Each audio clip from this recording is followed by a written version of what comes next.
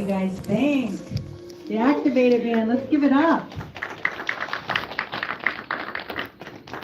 Thank you everyone for joining us tonight. My name is Kate El-Hattan. I'm going to be moderating today, and we have a few special guests with us tonight. Let's first welcome the writer and director of The Activated Man, Nicholas Gyeney. Come on, you gotta get louder than that.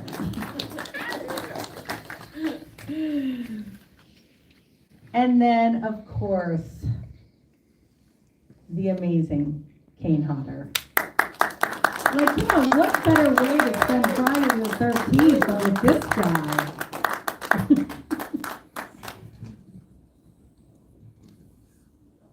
Yeah, Kane. Yeah. We should play some intro music when it comes down. And actually, we actually have one more special guest with us.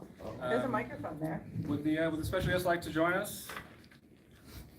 Oh, no. You know this guy, right? Yes. You gotta get your phones out. Okay, this is interesting. We can't really tell him what to do very well, so. All right, well, just I'm gonna, can I ask him some questions? You can try. Fedora Man, why did you want to get involved in a movie like this?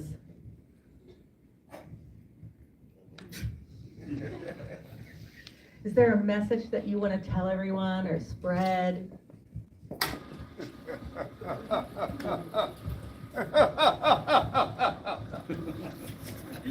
wow. Flickering lights and everything. I love it. All right, so what we're going to do is I have a couple questions, and then we're going to let anyone from the audience, if you have any questions as well, for anybody that's up here tonight. First, I want to just ask Nick, this movie is really incredible, and I've seen it several times now, and explain the influence so people understand why you made a movie like this. So the inspiration for the movie basically came from my own loss. I lost my dog Louie to cancer a few years ago, and Louie, all the clips you see in the movie of Louie are actually my Louie, all the photos and things, and we modeled the spirit of the dog after my Louie as well. And Louie was like a son to me, very much like I had the starting point for Oars. And so when he died, it was intense grief, and I had a dream shortly after he died. And in this dream, Louie came to me in the dream, and I don't know if it was some kind of grief healing process or actually him visiting me, but I like to believe that it was him visiting me, and he told me to tell the story. And so I woke up from this dream, and I remembered this interview that I read with James Cameron, where he talked about how he came up with the idea for the Terminator, and he had a nightmare about this metal skeleton that was on fire, and then he woke up and started writing this crazy script. And so I was like, all right, well, if it worked for him, let's give it a shot. All right, Louie, let's go. And so I started writing, and that's kind of how it took off. All right, so tell me what brought you to Kane, and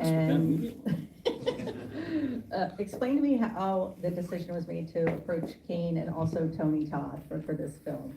Well, so I really wanted to, for multiple reasons. I thought it would be a really cool opportunity to take these two horror icons and put them together into something a little different. Something that's still has the scares that their films are known for, but that takes it into a different direction. So it would be a little bit unexpected when people saw it. And then also, on the same token, it gave, it was a role for Kane to really shine dramatically, which I'd always wanted to see for him. And so it was like my selfish wish that I get to, give Kane a role like that. And then with Tony, it's similarly in that he is very much known for playing the bad guy, in a lot of his career. And it's very rare that we get to see like this human performance from him. And so I really, thought it'd be a great opportunity to let him do something very touching and sensitive and human. And so here we go, here we are. So my next question is for Kane then. So when Nick approached you or you received the script, what was sort of going through your mind in playing, one is, did you want to do this immediately? And then second, how did you approach this character when you did make that decision? I did love the script and wanted to do it immediately, but didn't know if I really had the chops for it, because I'm not known for dialogue, as you guys know, so I was a little apprehensive but excited at the same time, because I'd always wanted to do play a character like this, but nobody ever had the confidence in me in the past to be able to, do a dramatic, dialogue-driven role. So I was very happy to be involved, and I loved the movie, and I think it's so well done, and I'm just very proud of it from my point of view. So, how did your experience in like doing stunts and things like that prepare you for this role specifically? I mean, because that's really, I mean, you're that guy, you know what I mean? So now you're in a different direction, but I'm sure you've taken elements from what you've experienced in the past with acting to this one, or did you just turn it off? I mean, somewhat with I wouldn't say with the stunt background, but with the personal things I've been through, maybe contributed to some of the aspects I tried to incorporate into the character. But, stunts is so completely different than doing emotional dialogue-driven roles that I never expected it, and it's I never thought I'd love doing this type of film as much as stunts, but I do. And That's awesome. I love yeah, hearing that. Well, you were great. I So never thought I would say that. But. so great. I love it. I want to see more of that. He was pretty good. Yeah. All right, decent. I'm talking about this guy. You were great. So Nick, the style of the film is definitely influenced by a different era. So kind of like throwback style in filmmaking. Explain where that came from and why you made the decisions that you made when it came to the actual filmmaking. So I grew up loving movies of the 80s and 90s. And I miss the way movies were made back then. Like I love movies that had like a cool theme song, when the villain shows up, and there was like this, I don't know, there was like a romantic way that movies were made back then. I feel like we didn't know how good we had it. And so I just wanted to make movies like, the ones I grew up loving. And so, for example, there's this scene where Fedora Man comes out of the mist, right? And comes up to oars, and when we were in post, somebody was telling, I had this, elaborate melody, Fedora Man, da, da, da. Sure, there's composers back there. Can you sing it for us real quick? What is the exact melody? It's okay, he's on the spot. Yeah, there you go. So the person said, why don't you have something like creepy and like ominous kind of, sounds, chords? And I go, well, that's how they would do it today. I want a cool villain moment, like the theme, And so that was kind of the big influence, is trying to take it back to the 90s in a way. So let's talk a little bit about Tony Todd, because I know you both have stories to share, whether it be before this film or during the filmmaking. I would love to just tap into some of those stories or memories that you'd like to share, and I'm literally going to pass this mic to Kane so that both of you can do this. It's important. Sure, all right. I've known Tony for many years. We did about 8 or 9 films together, and he was a good friend on the convention circuit, and just a good guy. I mean, it's easy to say that after somebody passes. Nobody ever says anything badly about someone who has just died, but there's nothing bad to say about the guy. He was an amazing friend, and, you know, miss him. Always called him Tone. I think I'm the only person that ever called him Tone. I remember that. It's funny. And, yeah, I mean, obviously this is his film, and I think he was tremendous in it, and, we're all gonna miss him, all horror fans, all, you know, regular film fans, because he did so many, you know, non-genre films that, everybody will miss him, and, you know, it's hard to even put into words, but he was a good buddy.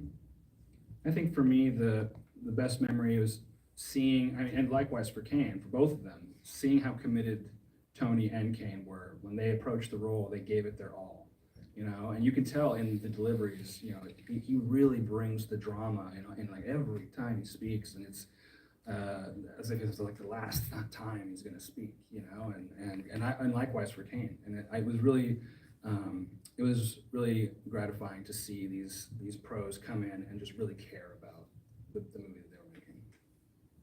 And I didn't even mention this before, but until we watched the end again, my favorite shot of Tony in the film, and it's very insignificant really, but it was toward the end where he's standing there with oars, and it's, I always pick up on things that are so insignificant, but I think add to the character, and it's when Tony, if you would, is standing like this. Oh, right, next to ours in the hospital, yeah. In the hospital, and it's such a minor thing, but I think it added so much to his character. I always enjoy things like that, that are so almost under the radar, but I noticed them, and knowing Tony like I did, it is such a perfect way of him adding to his character without doing anything really. Yeah. So you got anybody have any questions out Yeah, there? we're, open it up. Don't be shy. Yeah, first off, amazing film. Thank you. Loved it, Nick. Loved your work, Tony. Or, sorry, gosh. Remind me your name. He heard you. Kane. Kane. Kane. He heard you. Kane. Yeah. Uh-huh. Tony heard you too, yeah. I'm curious because I feel as if there's a lot of faith-based movies out there, right? But you don't very often see movies with a spiritual message like this. And I'm curious, do you feel that both yourself, Kane and Nick, your faith or spirituality was individually strengthened or tested at all during the time as you were going about making this movie? Oh, that's great. I will say that a long answer is that after my dog died and that had that experience, before that I would say I was like pretty like agnostic. Like I always felt like there was something out there, but I just didn't really know what, and I was just not gonna really dive into it. And then he died, and all this, you know, that stuff happened, and I started diving into studying spirituality and all different belief systems, and you know, as I was writing the script. And I definitely think that I definitely consider myself a spiritual person today because of all of this and the making of this movie and the, you know, all the surrounding things. And so I definitely would say it's strengthened. But when I was developing the movie, I didn't want it to just be like a, you know, a spiritual based, right, like faith based movie. You know, it was intended to work in two ways, because, you know, for two different audiences. You know, if an audience member was not necessarily a spiritual person, you know, the movie could play like a allegory for mental health, right? Or you could look at it as a very straight spiritual awakening journey, you know, if that's more your belief system. And so I've talked to several audiences, and it's really interesting to see how different belief systems take different things from the movie. And that's kind of cool to see. Yeah, and I think that with, you know, particularly faith-based films like in the Christian realm, right? You don't, it's just to that particular niche audience, Right. right? Like this can have a much further powerful reach in Sure. like helping people connect to their own lives, Sure. whatever that is, and wanting to go out and make the world a better place. So. And then yeah, I also think to it's people great. who are very closed off in that way, if they, I tried to approach it also like, it could just be straight entertainment if you want. Yeah. When Jeffrey is talking to Ors about all of these things, he could literally be teaching about the ways of the Force, Mhm. and him becoming a Jedi, right? And so it's it could play as just a straight entertainment story, or it could play as something deeper if you want to, hopefully. What about for you, Kane? Do you feel like your faith, your spirituality was strengthened or tested at all while working on this film, or was it just a fun process for you with none of that really involved? Like, what did that look like for you?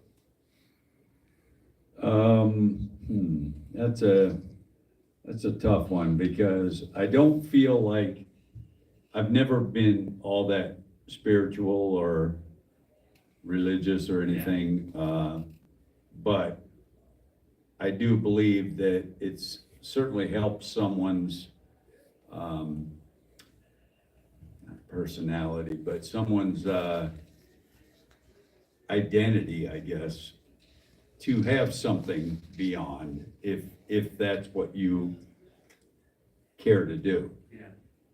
I have never been that, I won't say spiritual, but religious with everything, because I don't think that is necessarily Yeah. needed to be a good person. 100%. And I think maybe doing the film has opened me to thinking about that more, if that makes any sense, but, I just love the whole idea of it. And maybe subconsciously, I'm more open to other ideas because of it, but, You're living your life. You're living your life. Yeah. That's what's most important, yeah. Who else has questions? What was the most challenging scene to shoot and why? I would say the most challenging scene was probably the car crash scene, where Sarah gets hit by the car. Only because of the sheer craziness of the production, because we shot this movie in 15 days, which is, a very short amount of time. And so on that particular day, we had 3 big company moves, right? 12-hour day. We're not like abusing the crew and doing crazy 20-hour days or anything like that. We're just, trying to make our 12-hour days. And we started off the day at the supermarket, did that whole scene and all the practical effects of the boxes falling out and all that stuff. Then we moved on to the theater dream sequence with Kane and the young Ors, finished that, and then went into the middle of Beverly Hills, or to LA, Beverly Hills area, and closed down Pico and did this whole crazy crash scene in just a matter of hours. Like literally, we should have spent just the whole day on just that one scene, if we could have. But because of time and budget, we had to fit all that into one day. And we literally, we got every single shot we needed. It was like there was a guiding hand or something. And we got every single shot we needed, but literally it was just a race against the clock. And the last shot we got the last shot, and then the sun was out. So it was just, nail biting, basically. Nail biting. Anyone else? You guys are tired, it's late. Did you guys steal that shot in Santa Monica? No, we actually, yeah, no, everyone asked that. So that's actually goes back to my whole love of 90s movies, because back in the 90s, like every movie did this like walk and talk on Santa Monica Pier, and like no movies do that anymore. And I was like, how are we gonna have this walk and talk at Santa Monica Pier? But there's so much traffic there, just people walking around all the time. There was no way we could have done it if we didn't have control. So it was expensive. We shelled out thousands to shut that down and to shoot that. And I love that scene. Just it's a beautiful scenery. So I'm glad we got it. But yeah, legit. What about legit. up on not the pier, but the walkway where Tony was? It's like above the beach with the railing, and was that- the same scene? but it wasn't on the pier though. Are you talking about the overhead shot? No, Oh, okay, you can see it Santa Monica, but right. it's not on the pier or anything. Oh, no, it's not on the pier, it's the walkway next to the. Okay, Yeah, yeah, that's yeah, the same yeah, one, yeah, okay. yeah. So by the pier. I think, what's the park? It's like Paradise Park or something. I don't remember the park name, but you know. Amusement park, yeah. Yeah. So that was, that was a legit purchase. Okay. Yeah. Anyone else? Final takers? All right, so we got some free shirts for you guys if you guys want them. If you guys enjoyed the movie, you know, it would be really, really helpful if you guys could, anything you could do, tag the film, Rotten Tomatoes review, IMDb. It's really important that we, you know, get the word out as much as we can, because this movie is, you know, it's a very unique, different kind of movie, and it doesn't fit into a box very neatly, and it's going to require word of mouth to, you know, to get it out to people. So I would appreciate that a lot if you guys. Well, this was the opening day. It's playing in select theaters around the country, starting today, and it's also on digital now, so you can get it on Apple TV, Vudu, Amazon should be next week, and then all the other ones as well, and then cable on demand. Please do. Yeah. Cable on demand, and all the major cable providers, as if anyone has cable anymore. But around the country, all the major cable providers, the 8 people that have cable, and yeah, so it's out there. So it's out there. You can go see it in theater. You can see it at home. And so what else do we have? So we have T-shirts you guys can have. We've got Sean Young sent us some signed mini posters if you guys want them. Got some cool stickers, and yeah, so that's it. So thank you guys so much for coming out. I appreciate it. Thank you, guys.